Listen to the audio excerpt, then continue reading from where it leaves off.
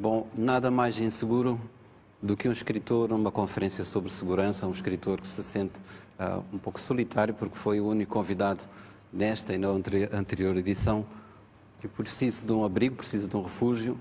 É um texto que eu vou ler. O Presidente tinha dito que eu deveria falar espontaneamente, não sou capaz em 7 minutos. Eu escrevi este texto que vou ler, chama-se Morar o Medo. O medo foi um dos meus primeiros mestres. Antes de ganhar confiança em celestiais criaturas, aprendi a temer monstros, fantasmas e demónios. Os anjos, quando chegaram, já era para me guardarem. Os anjos atuavam como uma espécie de agentes de segurança privada das almas. Nem sempre os que me protegiam sabiam da diferença entre sentimento e realidade. Isso acontecia, por exemplo, quando me ensinavam a recear os desconhecidos. Na realidade, a maior parte da violência contra as crianças sempre foi praticada não por estranhos, mas por parentes e conhecidos. Os fantasmas que serviam na minha infância reproduziam esse velho engano de que estamos mais seguros em ambiente que reconhecemos. Os meus anjos da guarda tinham a ingenuidade de acreditar que eu estaria mais protegido apenas por não me aventurar para além da fronteira da minha língua, da minha cultura e do meu território. O medo foi, afinal, o mestre que mais me fez desaprender. Quando deixei a minha casa natal, uma invisível mão roubava-me a coragem de viver e a audácia de ser eu mesmo. No horizonte vislumbravam-se mais muros do que estradas. Nessa altura, algo me sugeria o seguinte, que há neste mundo mais medo de coisas más do que coisas más propriamente ditas. No Moçambique colonial em que nasci e cresci, a narrativa do medo tinha um invejável casting internacional. Os chineses que comiam crianças, os chamados terroristas que lutavam pela independência e um ateu barbudo com o nome alemão. Esses fantasmas tiveram o fim de todos os fantasmas, morreram quando morreu o medo. Os chineses abriram restaurantes à nossa porta, os ditos terroristas são hoje governantes respeitáveis e Karl Marx, o ateu barbudo, é um simpático avô que não deixou descendência.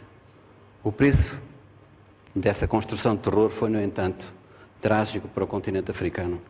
Em nome da luta contra o comunismo cometeram-se as mais indizíveis barbaridades. Em nome da segurança mundial foram colocados e conservados no poder alguns dos ditadores mais sanguinários de toda a história.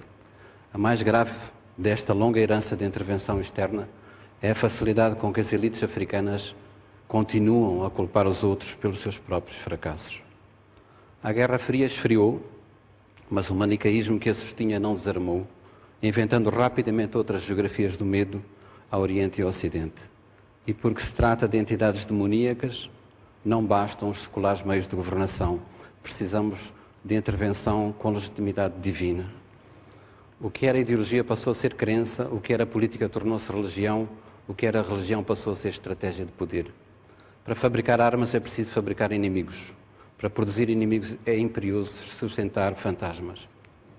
A manutenção desse alvoroço requer um dispendioso aparato e um batalhão de especialistas que, em segredo, tomam decisões em nosso nome.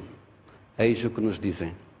Para superarmos as ameaças domésticas precisamos de mais polícia, mais prisões, mais segurança privada e menos privacidade.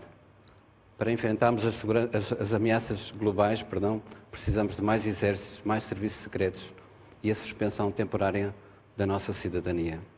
Todos sabemos que o caminho verdadeiro tem que ser outro. Todos sabemos que esse outro caminho poderia começar, por exemplo, pelo desejo de conhecermos melhor esses que de um e de outro lado aprendemos a chamar de eles. Aos adversários políticos e militares juntam-se agora o clima, a demografia e as epidemias.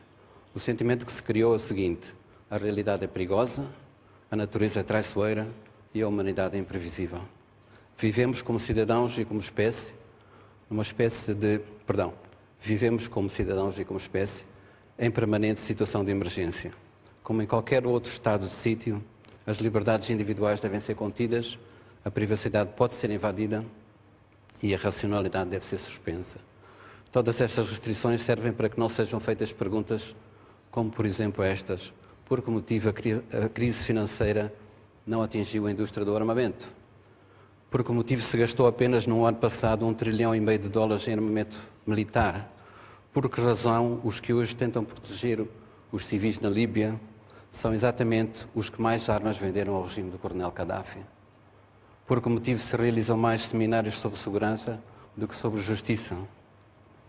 Se queremos resolver e não apenas discutir a segurança mundial, teremos que enfrentar ameaças bem reais e urgentes.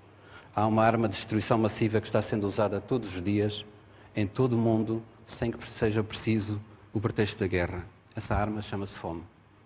Em pleno século XXI, 1 em cada 6 seres humanos passa fome.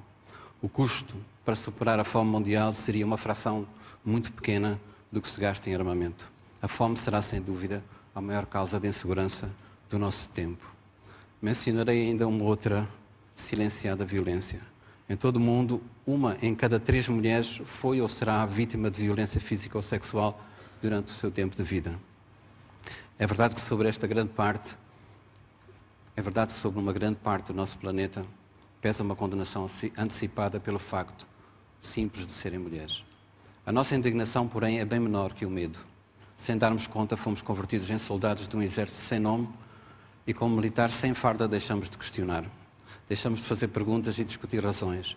As questões de ética são esquecidas porque está provada a barbaridade dos outros. E porque estamos em guerra, não temos que fazer prova de coerência, nem de ética, nem de legalidade. É sintomático que a única construção humana que pode ser vista do espaço seja uma muralha. A Grande Muralha foi erguida para proteger a China das guerras e das invasões. A muralha não evitou conflitos nem parou os invasores. Possivelmente morreram mais chineses construindo a muralha do que vítimas das invasões que realmente aconteceram. Diz-se que alguns dos trabalhadores que morreram foram emparadados na sua própria construção. Esses corpos convertidos em muro e pedra são uma metáfora de quanto o medo nos pode aprisionar. Há muros que separam nações, há muros que dividem pobres e ricos, mas não há hoje no mundo um muro que separa os que têm medo dos que não têm medo. Sob as mesmas nuvens cinzentas vivemos todos nós, do Sul e do Norte, do Ocidente e do Oriente. Citarei Eduardo Galeano acerca disto, que é o medo global, e diz-ele: os que trabalham têm medo de perder o trabalho, os que não trabalham têm medo de nunca encontrar trabalho. Quando não têm medo da fome, têm medo da comida. Os civis têm medo dos militares, os militares têm medo da falta de armas e as armas têm medo da falta de guerras. E, se calhar, acrescento agora eu, há quem tenha medo que o medo acabe. Muito obrigado.